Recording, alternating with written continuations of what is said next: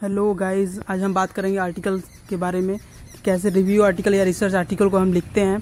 तो उसके लिए हमें कुछ इन्फॉर्मेशन की ज़रूरत है। बिना नॉलेज के हम कोई भी आर्टिकल लिख नहीं सकते हैं। अगर आर्टिकल हम लिखते हैं तो उसके लिए हमें कोई प्रोसीजर चाहिए होता है। किस प्रोसीजर या किस बेसिस पे हम उस आर्टिकल को लिखेंगे।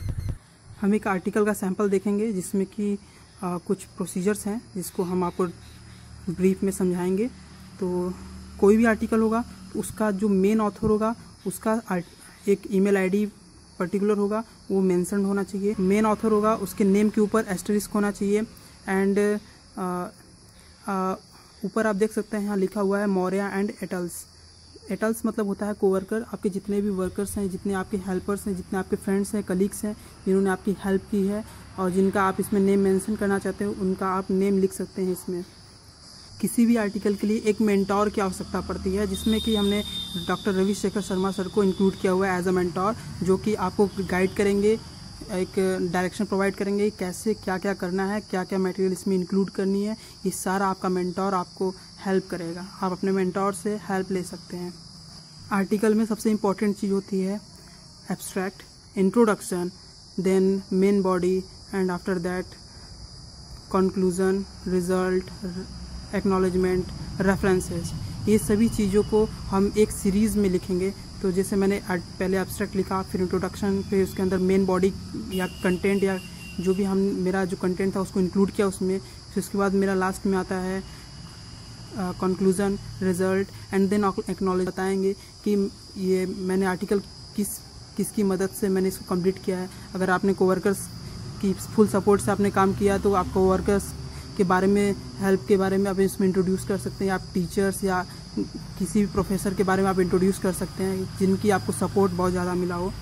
अब हम बात करते हैं जो रेफरेंस है, उसमें अलग अलग जर्नल के अलग अलग रेफरेंस लिखने का तरीके होते हैं। आप किस जर्नल को टारगेट कर रहे हैं ये इंपॉर्टेंट रखता है। उस अकॉर्डिंग आपको रेफरेंसेस लिखने पड़ते हैं और जिस बेसिस पे मांगा जाए उस बेसिस पे आपको रेफरेंस देने होंगे और जिस साइज में मांगा जाएगा वर्ड्स के, आप उस साइज में उसको प्रोवाइड कराएंगे, यानी फॉन्ट साइज।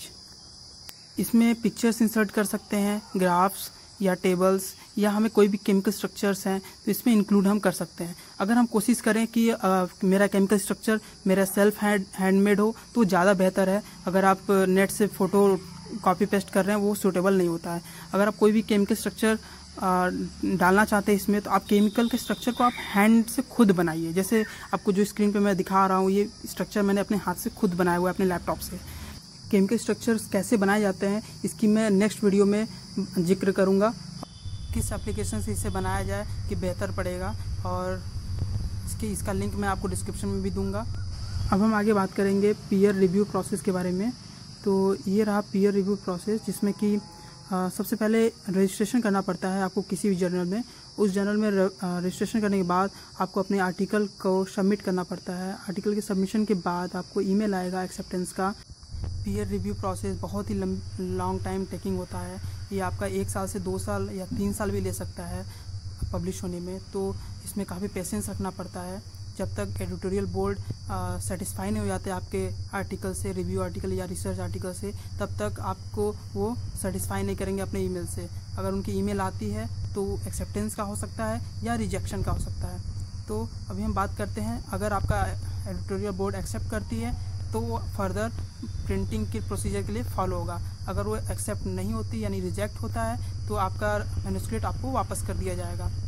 तो उसके लिए भी सारे प्रोसेस होते हैं इसमें।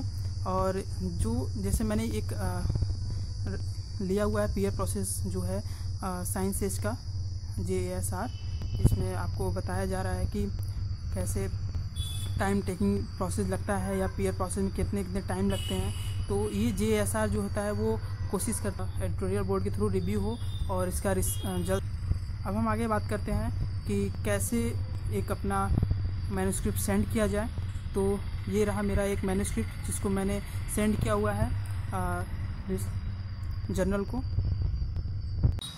इसमें मैंने अपना कॉपीराइट का फॉर्म फिल किया हुआ है एंड मैन्युस्क्रिप्ट और डॉक्यूमेंट के फॉर्म में है और उसका एक PDF के फॉर्म में मैंने अटैच किया हुआ है। इस जो मैन्यूस्क्रिप्ट का कॉपीराइट फॉर्म है उसमें आपको बताना पड़ता है कि आप एक मैन्यूस्क्रिप्ट एक जर्नल में ही सबमिशन करेंगे, ना कि एक भी मैन्यूस्क्रिप्ट को आप एक से ज़्यादा जर्नल में पब्लिश करने के लिए नहीं सेंड करेंगे। अगर आप ऐसा करते हैं तो आप पे क्लेम हो सकता है, जो कि आपको काफ़ी हानि पहुंच सकती है। सो आप समझदार हैं तो आप एक मैन्यूस्क्रिप्ट को सिर्फ एक जगह सेंड करेंगे।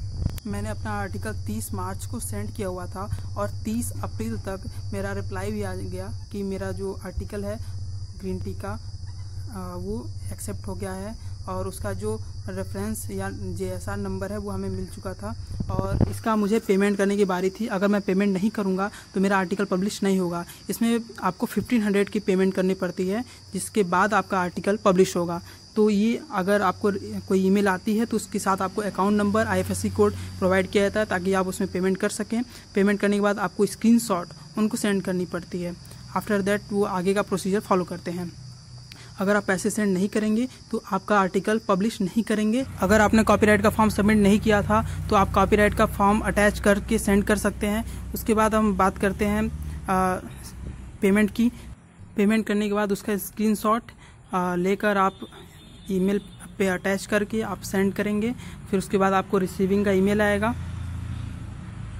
देन फर्दर हम बात करते हैं करेक्शन की, जिसमें आपको एक ईमेल आएगा। आप ही का आर्टिकल या आप ही का मैन्यूस्क्रिप्ट होगा वो, जिसमें कि कुछ एरर्स या जो मिस्टेक्स है वो मेंशन होंगे, उसको आपको सही करने होंगे। तो ये मेरा नीचे PDF इसके साथ अटैच्ड मुझे मिला है, और PDF के साथ एक डॉक्यूमेंट भी है। PDF को मुझे रीड करना है, जहाँ पर मिस्टेक्स उन्होंने मेंशन किए हुए हैं उस मिस्टेक्स को हमें सही करके उस डॉक्यूमेंट में लिखने होंगे कि किस पैराग्राफ में ये मिस्टेक्स है, उस पैराग्राफ को मेंशन करना है, उसे करेक्ट कर, ये गलती है, ये उसका ये यहाँ पे ये सही होना चाहिए। ये सारी चीज़ें आप उसमें करके मेंशन करके उस डॉक्यूमेंट को आप अटैच करके दोबारा रिप्लाई करेंगे। तो रिप्लाई करने के बाद ये फाइनल जो पब्लिशिंग का एक ईमेल आएगा, जैसे dear researchers your article has been published, या रिव्यू आर्टिकल या रिसर्च आर्टिकल आपका पब्लिश हो चुका है, इसका आपका रिप्लाई आएगा। तो मेरा ये आर्टिकल पब्लिश हो चुका है।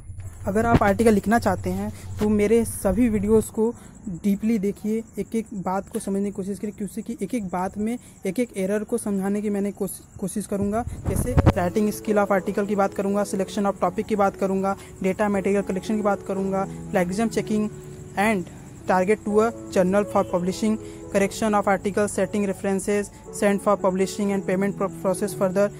And thank you for watching.